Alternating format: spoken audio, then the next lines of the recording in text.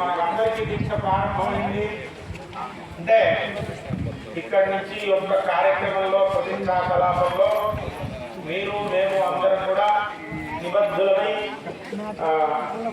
కార్యక్రమాన్ని సంపూర్ణంగా దిగ్విజయం చేస్తాము అని మా అందరూ కూడా ప్రతిజ్ఞ చేసినట్టు అందరం కూడా ఇక్కడ అమ్మవారి దగ్గర అమ్మవారి సన్నిధిలో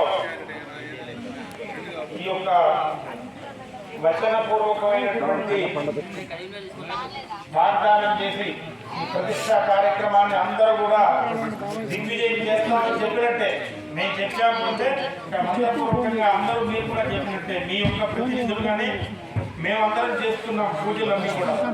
అందువల్ల ఇందులో ఒకళ్ళని కూర్చున్నాము ఒకళ్ళు కూర్చోలేదనేటువంటి భావన కూడా అవసరం లేదు. మేమందరం కూడా చేసేటువంటిది మీకోసమే. ఇక్కడ ఏ పూజ జరిగినా ఏ వేదపారాయణ జరిగినా అదంతా మీరందరూ మీ కుటుంబాలతో సహా ఆచరించిన ఫలాన్ని సంపూర్ణంగా అనుగ్రహిస్తారు.